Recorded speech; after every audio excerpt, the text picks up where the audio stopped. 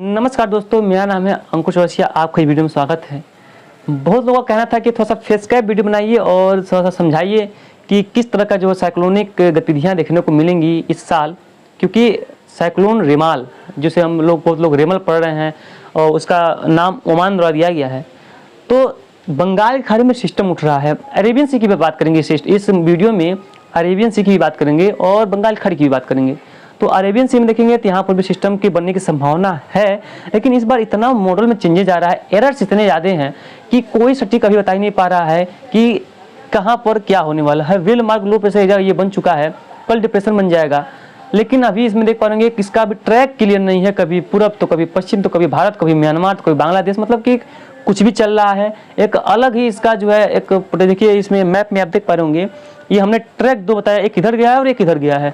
इसमें ट्रैक में भारत भी आ सकता है और ये बांग्लादेश की तरफ भी जा सकता है, यानी कि इसके बांग्लादेश और म्यांमार की तरफ जाने की संभावना भी है और भारत की ओर आने की भी संभावना इसकी प्रबल दिखाई पड़ रही है। हालांकि ये वीडियो रात में शूट हो रहा है, सुबह अगर चेंजेस आ गए होंगे तो अलग बात है, लेकिन थोड़ा सा पहले ही वीडियो शूट हो रहा है ये तो, क्योंकि मॉडल्स लगातार बदल रहे हैं, प्रतिदिन मॉडल्स बदल रहे हैं, लेकिन हम जो इस पे अड़े हुए हैं उस पे लेकर के चलते हैं तो बताएंगे आपको। देखिए इसमें आप मॉडल्स देख पाएंगे, ये ओरिजिनल मॉडल है जो आप देख पाएंगे, ये देखिए मॉडल्स। तो देखिए इसमें जो सिस्टम है किस तरह से मूव कर रहे हैं, यानी कि जो सिस्टम बन रहा है वो किस तरह से मूव कर रहा है वो इसमें देख पाएंगे। मेन बात ये होती है कि देखिए साइक्लोन हो या लो प्रेशर एरिया हो, इनका ट्रैक्स यानी कि उनके रास्ते पहले तो जितना आसान हुआ करता था, लेकिन जैसे जैसे टेक्नोलॉजी बढ़ रही है उसी तरह से ये कठिन होता जा रहा है। यानी कि पहले तो ये आसान हुआ करता था, ये इनके ट्रैक बताना जो है, जिस ट्रैक पे लोग बताते थे उस ट्रैक पे जाता था, लेकिन अब जिस तरह से टेक्नोलॉजी बढ़ रहे हैं, मौसम की जिस तरह फिनोमेना बढ़ रही हैं, इनका अंतर होता जा रहा है। यानी कि कभी मॉडल्स इधर तो कभी मॉडल्स उधर, यानी कि मॉडल्स हमेशा अपितु जो चेंज हो रहे हैं, लगातार बदल रहे हैं, जिसकी वजह से दिक्कत खड़ी हो रही है, यानी कि दिक्कतों का सामना लोगों को करना पड़ रहा है। तो ये एक बड़ी दुविधा वाली बात है कि साइक्लोन जब यानी कि 10 दिन पहले आप साइक्लोन का ट्रैक का अनुमान नहीं लगा सकते हैं, कोई नहीं लगा सकता है, हम ही नहीं, कोई भी इसके बारे में नहीं बता सकता है। हाँ, ये कह सकते हैं कि अगर 2 से 3 दिन बचा, 4 दिन बचा, तो उसके बारे में उसका ट्रैक जो है वो कंफर्म हो जाएगा कि हाँ यहाँ पर ये जो है वो लैंडफॉल कर सकता है। तो ऐसा होता है। बाकी आप मॉडल देख रहे हैं तो आप हमें बताइएगा कि इस तरह का आपको वीडियो चाहिए या जो केवल आपको दिखाते हैं उस तरह का वीडियो चाहिए, इसके बारे में थोड़ा सा आप हमको अपडेट करिएगा। तो सोचा कि इस तरह से आपको अच्छे से समझ में आएगा तो इस तरह से भी थोड़ा सा समझा देते हैं। लेकिन देखिए इसमें आप टीवी स्क्रीन में देख पाएंगे कितना बढ़िया जो है इसमें रेनफॉल से लेकर के साइक्लोन के बारे में बताया गया है। ये आपके जानकारी के लिए बताया गया है कि किस तरह से यहाँ पर देखिए बारिश होगी, किस तरह से यहाँ पर जो है रेनफॉल देखने को मिलेगी, कहाँ पर अच्छी बारिश की संभावना है, कहाँ पर जो है बारिश की संभावना फिलहाल दिखाई नहीं पड़ रही है। ठीक है, ये यहाँ पर इसमें दर्शाया गया अच्छी तरीके से। तो बात करेंगे तो इसमें जैसे कि देख पाएंगे GFS हो या ECMWF हो, इसके बारे में भी बात करेंगे। लेकिन ये तो ECMWF के ही हर मॉडल्स हैं जो कि इसमें आपको शो हो रहा है और आपको अच्छे समझ में आ रहा होगा। लेकिन जो विंड पैटर्न है, जैसे कि मान लीजिए एक विंड शेयर जोन होता है जो कि साइक्लोन को कमजोर करता है, यानी कि अगर विंड शेयर जोन हाई है, मजबूत है, तो वो चक्रवाती तूफान को कमजोर कर देगा, यानी कि उसकी जो ताकत है उसको रिड्यूस करेगा। अगर विंड शेयर जोन कमजोर है तो साइक्लोन जो है थोड़ा सा मजबूत होते हैं। समुद्री सतह का तापमान सामान्य से ज़्यादा होना चाहिए, 31 डिग्री 28 29 से पार 31 डिग्री 32 डिग्री होना चाहिए। वो साइक्लोन बनने में काफ़ी अहम भूमिका SST निभाते हैं, यानी कि सी सरफेस टेम्परेचर, यानी कि समुद्री सतह का तापमान इसमें अपना अहम रोल जो है प्ले करते हैं। तो इसकी उम्मीदें लग रही हैं। चलिए देखिए इस पे थोड़ा सा हवाओं का पैटर्न समझते हैं। तो वैसे तो मानसून आज भी आगे बढ़ेगा और हो सकता है कि इस बार म्यांमार तट को भी टच कर जाए। जो म्यांमार देख पाएंगे ना, वहाँ पर टच करने की संभावना आज दिखाई पड़ी, इसमें देख पा रहे होंगे।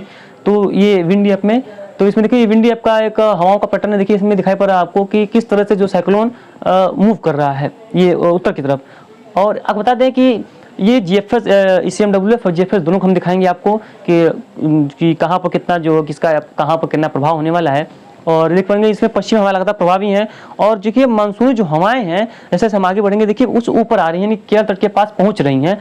ये काफ़ी अच्छा एक खबर है कि ये जो सिस्टम है ये मानसूनी हवाओं को बहुत तेज़ी से अपने तरफ खींचेगा। तो मानसून कुछ फास्ट, वैसे भी फास्ट ही चल रहा है, लेकिन और फास्ट जो है ये आगे आ सकता है, यानी कि लैंडफॉल कर सकता है, मतलब मानसून जो है वो तट को पार कर सकता है।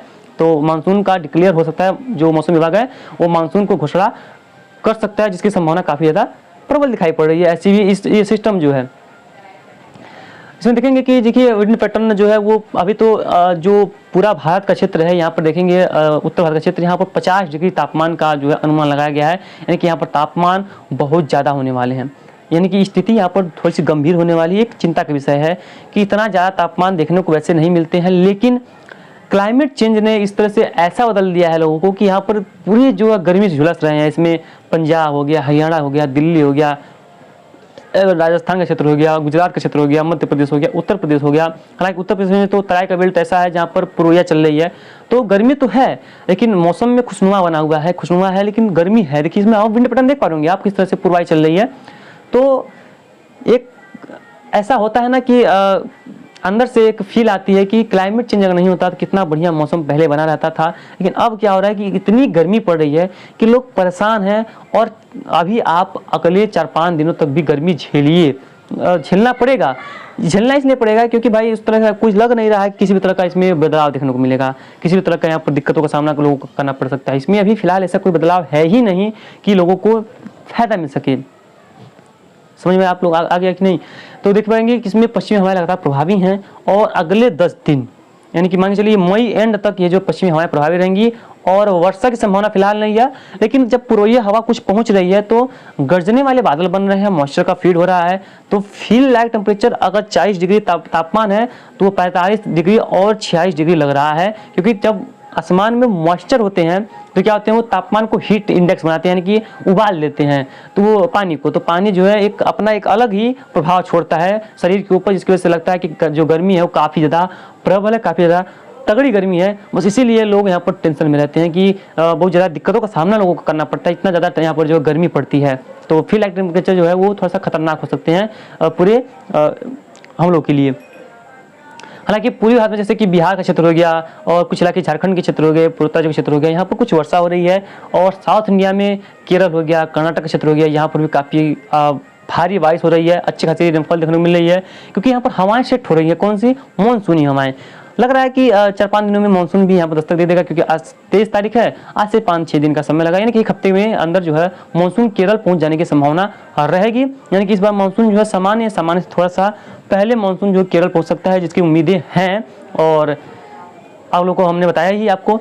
तो ये जो आप टीवी स्क्रीन में देख पा रहे ये जो हवाएं हैं, जो पहले साइक्लोन की बात कर लेते हैं। साइक्लोन अगर बनता है तो ये बहुत ज़्यादा स्ट्रॉन्ग नहीं होगा, क्योंकि अभी म्यांमार के तट से होकर गुजरेगा। जब रिकर्व करेगा तो ये अगर भारत की ओर आता है, देखिए अभी कंफर्म नहीं है, अगर ये भारत की ओर आता है तभी कमजोर रहेगा। अगर ये म्यांमार के तटों की ओर जाता है या बांग्लादेश जाता है फिर भी ये कमजोर ही रहेगा। इसके कोई खास चीज़ में बदलाव देखने को फिलहाल नहीं मिलेंगे। चलिए अब बात करते हैं कि क्लाउड, बादल क्या बने हुए हैं। तो इसमें देखेंगे, देखिए बादलों का एक बार प्रभाव देखिए।